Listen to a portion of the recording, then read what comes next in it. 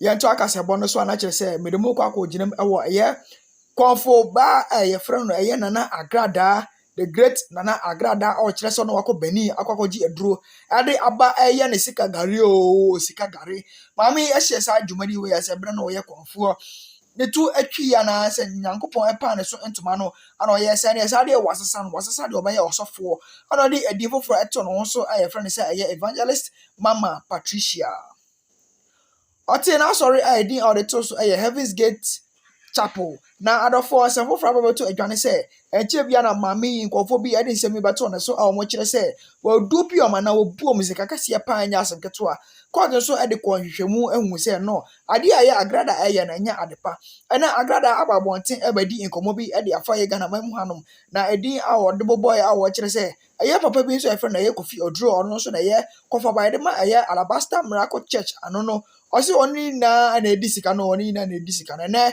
aye court asoma aye police for akochi aye Pastor Kofi Odro. Young people who watch us, we just want to set the perspective for you. How has the presidency dealt with the disagreement with the head of the judiciary?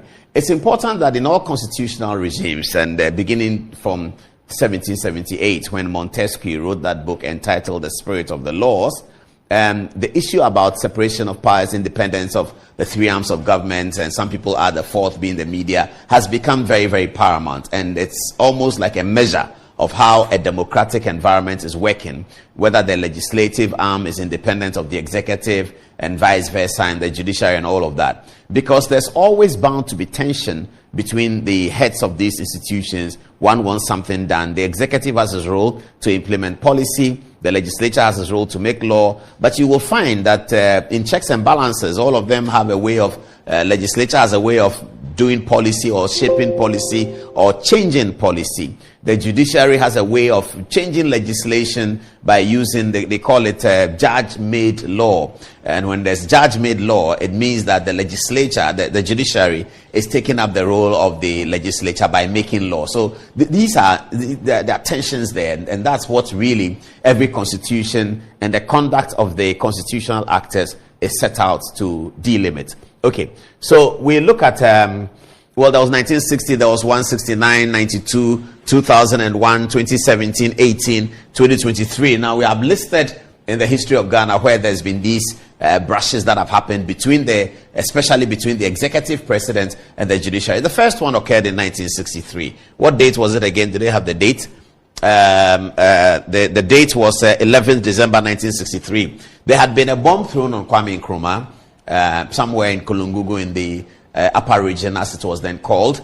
And the people involved were some important people who were arrested. The foreign minister, Akwa was arrested. He used to be interior minister. At that time, he was foreign minister. He was arrested. Terry Adamafiu, the information minister, was also arrested. The trial was known as the Terry Adamafiu trial. After the trial, Akwa and Terry Adamafiu were set free. Others were convicted. His Excellency was not happy with it. So what did he do? He fired Sir Akukosa.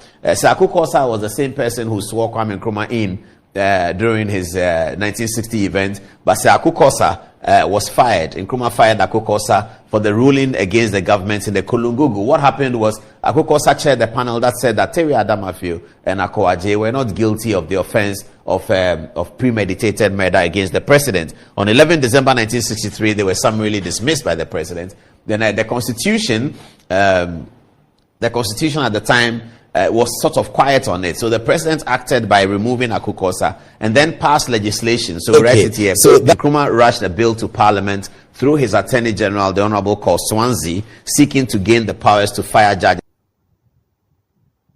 Subsequently, the parliament passed that law for the Osage. So Edward Akufo-Addo was sacked, and also sacked was Kofi Adumoah Bosman and R.S. Blame. They were all fired as Supreme Court justices. So that ended one chapter. Those who wrote the constitution were eager to stop the president or the leader of the government from being able to remove the chief justice. So the 1969 constitution has no role for the president to remove the chief justice. It has no Article 146 process. In fact, the 1969 constitution went to the other extreme, where the leader of the government, the prime minister, can under no circumstance remove a chief justice. Nobody can send a petition. That window was completely closed as to whether somebody can send a petition for the removal of the Chief Justice. Given the history that the First Republic came from, the good people of Ghana at the time decided that no, they don't want that. So the only thing that Busia could do, when, of course, the brushes always happen, Busia was concerned about a ruling of the Supreme Court. What was it about?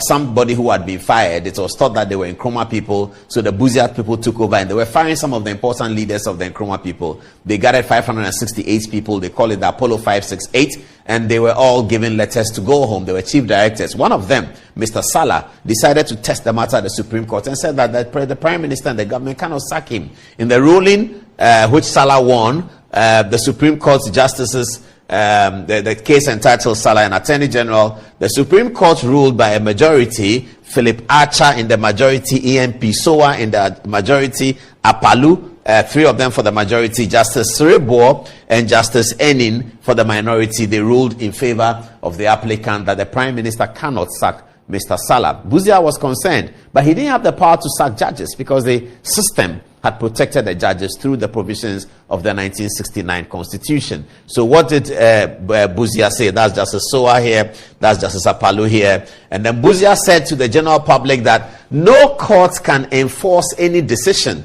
that seeks to compel the government to employ or re-employ anyone. That will be a futile exercise, and I wish to make that perfectly clear. 18th April 1970 is when Prime Minister Busia made the statement. Busia did not have the power to fire the judges, but perhaps if he did, maybe he would have fired somebody, because these things get to high pitch. But it is important that the system works in a way that stops the politicians who can get emotional about some of these things and stops them quite nicely. So that was the experience over there in the Second Republic. Now, let's come to the 1992 Constitution. Suffice it to say, though, that the 1979 Constitution had a provision like Article 146. I think it was Article 125 or something like that. It's in the 1979 Constitution. You can Google and check. Article 124, they are being corrected. It's Article 124 of the 1979 Constitution had a provision very similar to Article 146 that we have today. It allowed the impeachment process, but it was to be guided very, very carefully and used only sparingly in the extreme situations. But enter 1992, where we have an Article 146 process that could herald the removal of a Supreme Court judge or a Chief Justice.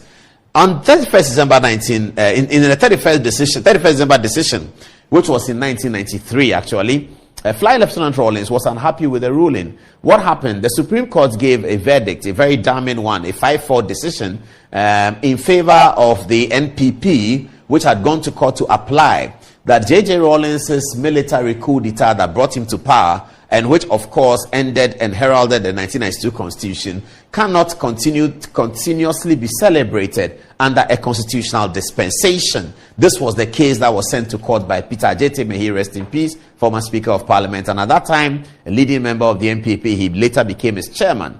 Peter Ajete was